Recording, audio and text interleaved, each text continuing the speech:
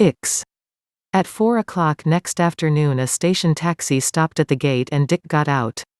Suddenly off balance, Nicole ran from the terrace to meet him, breathless with her effort at self-control. "Where's the car?" she asked. "I left it in Arles. I didn't feel like driving anymore. I thought from your note that you'd be several days. I ran into a mistral and some rain. Did you have fun?" "Just as much fun as anybody has running away from things. I drove Rosemary as far as Avignon and put her on her train there."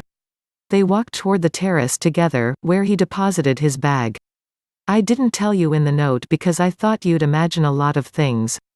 That was very considerate of you." Nicole felt surer of herself now.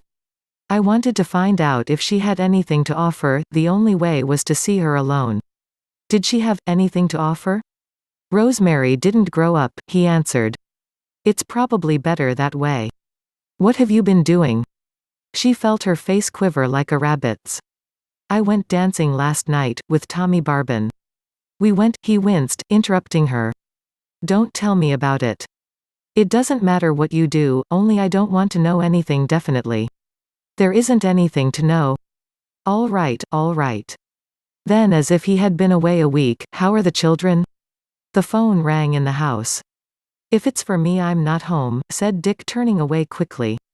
"I've got some things to do over in the workroom." Nicole waited till he was out of sight behind the well, then she went into the house and took up the phone. "Nicole, comment vas tu?" "Dick's home." He groaned. "Meet me here in Cannes," he suggested. "I've got to talk to you." "I can't." "Tell me you love me." Without speaking she nodded at the receiver. He repeated, "Tell me you love me." "Oh, I do," she assured him. "But there's nothing to be done right now." "Of course there is," he said impatiently. "Dick sees it's over between you two, it's obvious he has quit." "What does he expect you to do?" "I don't know. I'll have to," she stopped herself from saying, "to wait until I can ask Dick," and instead finished with, "All right, and I'll phone you tomorrow." She wandered about the house rather contentedly, resting on her achievement. She was a mischief, and that was a satisfaction. No longer was she a huntress of corralled game. Yesterday came back to her now in innumerable detail that began to overlay her memory of similar moments when her love for Dick was fresh and intact. She began to slight that love, so that it seemed to have been tinged with sentimental habit from the first. With the opportunistic memory of women, she scarcely recalled how she had felt when she and Dick had possessed each other in secret places around the corners of the world, during the month before they were married. Just so had she lied to Tommy last night, swearing to him that never before had she so entirely, so completely, so utterly. Then remorse for this moment of betrayal, which so cavalierly belittled a decade of her life, turned her walk toward Dick's sanctuary. Approaching noiselessly she saw him behind his cottage, sitting in a steamer chair by the cliff wall, and for a moment she regarded him silently. He was thinking, he was living a world completely his own, and in the small motions of his face, the brow raised or lowered, the eyes narrowed or widened, the lips set and reset, the play of his hands, she saw him progress from phase to phase of his own story spinning out inside him, his own, not hers. Once he clenched his fists and leaned forward, once it brought into his face an expression of torment and despair, when this past its stamp lingered in his eyes. For almost the first time in her life she was sorry for him. It is hard for those who have once been mentally afflicted to be sorry for those who are well, and though Nicole often paid lip service to the fact that he had led her back to the world she had forfeited, she had thought of him really as an inexhaustible energy, incapable of fatigue. She forgot the troubles she caused him at the moment when she forgot the troubles of her own that had prompted her. That he no longer controlled her, did he know that? Had he willed it all?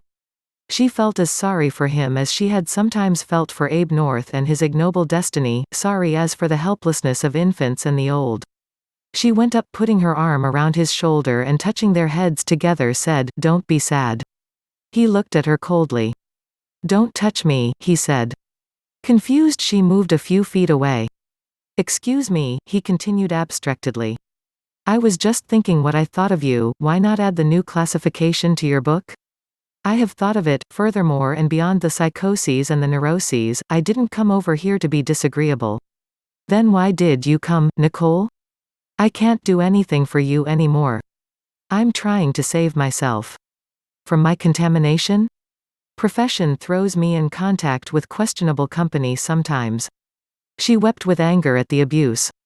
You're a coward. You've made a failure of your life, and you want to blame it on me. While he did not answer, she began to feel the old hypnotism of his intelligence, sometimes exercised without power but always with substrata of truth under truth which she could not break or even crack. Again she struggled with it, fighting him with her small, fine eyes, with the plush arrogance of a top dog, with her nascent transference to another man, with the accumulated resentment of years. She fought him with her money and her faith that her sister disliked him and was behind her now, with the thought of the new enemies he was making with his bitterness, with her quick guile against his whining and dining slowness, her health and beauty against his physical deterioration, her unscrupulousness against his moralities. For this inner battle she used even her weaknesses, fighting bravely and courageously with the old cans and crockery and bottles, empty receptacles of her expiated sins, outrages, mistakes. And suddenly, in the space of 2 minutes she achieved her victory and justified herself to herself without lie or subterfuge, cut the cord forever. Then she walked, weak in the legs, and sobbing coolly, toward the household that was hers at last. Dick waited until she was out of sight. Then he leaned his head forward on the parapet. The case was finished. Dr. Diver was at liberty.